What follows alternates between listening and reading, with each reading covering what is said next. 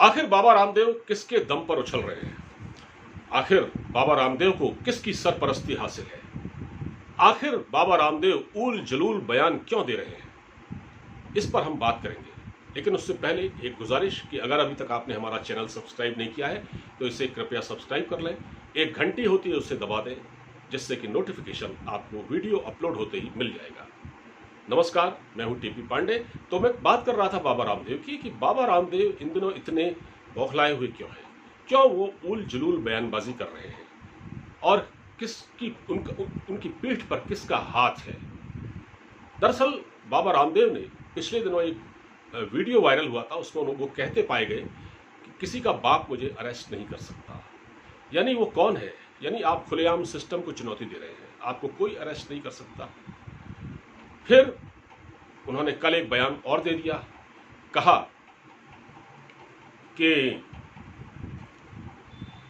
अगर किसी देश में कोई बच्चा बीमार होता है तो उस देश के राजा को सजा मिलनी चाहिए, यानी उस देश के प्रधानमंत्री को दंड मिलना चाहिए। तो ये इशारा किसकी ओर था? क्या मोदी जी की ओर था? तीसरी बात उन्होंने कही कि अगर किसी परिवार में कोई बच्चा बीमार होता है तो इसकी जिम्मेदारी उसके पिता की है और परिवार के मुखिया को जेल भेज देना चाहिए। इस तरह की जो बयानबाजी है बाबा रामदेव वो लगातार कर रहे हैं। आखिर बाबा रामदेव क्या चाहते हैं? दरअसल बाबा को पता है कि उनकी देश में एक जबरदस्त फैन फॉलोइंग है। वो योग कराते कराते लोगों के डाइनिंग रूम में प्रवेश कर चुके हैं। वो उनको सब देखते हैं, उनको टेलीविजन पर लोग देखते हैं। उनको लगता है कि वो जो बोल रहे हैं वो पत्थर की लकीर है, और ऐसा उनके खिलाफ कोई कार्रवाई भी नहीं होती। और ऐसा तब होता है जब सिस्टम आपके साथ हो, आपका साथ दे रहा हो। बाबा रामदेव के खिलाफ आईएमए ने 1000 करोड़ का मानहानि का नोटिस जारी किया है और उनसे जवाब देने को कहा है। लेकिन बाबा रामदेव ने अभी तक कोई लचीला रुख नहीं अपनाया है, बल्कि वो लगातार हमलावर हैं। और जो आईएमए के जो प्रेसिडेंट हैं जयलाल, उनके उस बयान को पकड़ लिया है जिसमें उन्होंने कहा है कि इस समय ईसाइयत बढ़ रही है, यानी सेवा भाव ईसाइयों का बढ़ रहा है। ठीक है, इस तरह के बयान को भी उन्होंने पकड़ लिया है और बालकृष्ण इस पर टिप्पणी कर चुके हैं। बात दरअसल ये है कि बाबा ये अच्छी तरह जानते हैं कि लोगों के सेंटीमेंट को कैसे कैश किया जाता है। आप 2019 याद करें, 2019 में लोकसभा के चुनाव हुए थे।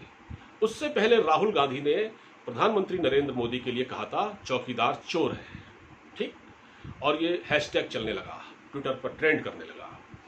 इसके बाद जो बीजेपी के जो रणनीतिकार थे उन्होंने इसकी ऐसी काट निकाली और सीधा क्या लिखना शुरू कर दिया, हैशटैग कि हम भी चौकीदार, यानी मैं भी चौकीदार। मैं भी चौकीदार मतलब प्रधानमंत्री को चौकीदार चोर बताया राहुल गांधी ने, तो लोगों ने लिखना शुरू कर दिया, ट्रेंड करना शुरू कर दिया सोशल मीडिया पर कि मैं भी चौकीदार, यानी कि क्या इस देश के सभी लोग चोर हैं? इसका मतलब ये हुआ। अब इसी स्टाइल पर बाबा रामदेव के जो समर्थक हैं वो हैशटैग चला रहे हैं मैं भी रामदेव। तो जानते हैं आप उसका परिणाम क्या हुआ था 2019 में? 2019 में जो चुनाव हुए थे उसमें मोदी जी प्रचंड बहुमत से जीते, प्रधानमंत्री बने। तो यहाँ रामदेव के समर्थन में इतनी जबरदस्त फॉलोइंग हो रही है, इतने ज्यादा समर्थक उनके सामने आए हैं जो कहते हैं कि मैं भी रामदेव। ठीक है, तो इस तरह से वो पब्लिक का सेंटीमेंट कैश करने में कामयाब हो रहे हैं।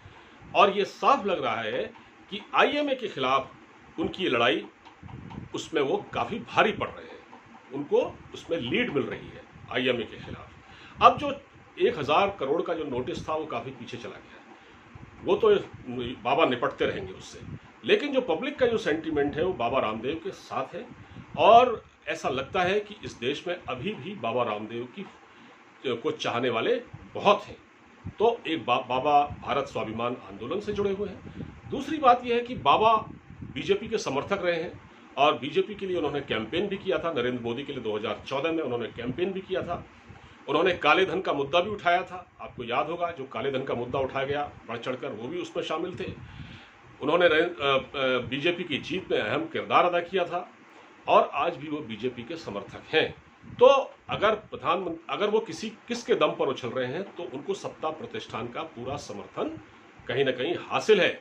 वरना अगर कोई एक आम आदमी ये कह दे कि किसी का बाप मुझे अरेस्ट नहीं कर सकता, तो पुलिस उसको 10 मिनट बाद जाके अरेस्ट कर लेगी। लेकिन उनको नहीं किया गया, क्योंकि वो बहुत नज़दीक हैं, वो बहुत गहरे आदमी हैं, वो राजनीति के चतुर सुजान हैं, वो योग गुरु भी हैं, वो पहलवानी भी कर चुके हैं, वो जानते हैं कि मीडिया का कैसे इस्तेमाल किया जाता है, अपनी फॉलोइंग कैसे बढ़ाई जाती है, वो जानते हैं। इसलिए बाबा रामदेव इस पूरी लड़ाई में ऐसा लगता है कि लीड लेते हुए दिख रहे हैं। अब इस लड़ाई का अंजाम क्या होगा ये तो हमें नहीं मालूम, लेकिन अभी तक जो दिख रहा है वो ये है कि किसी के भी दम पर, लेकिन बाबा रामदेव अपने जो विरोधी हैं खासतौर से उन पर भारी पड़ रहे हैं। फिलहाल इस वीडियो में इतना ही। अब मुझे इजाज़त दीजिए। वीडियो अच्छा लगा हो तो शेयर कीजिएगा। अपना ख्याल रखिएगा। नमस्कार।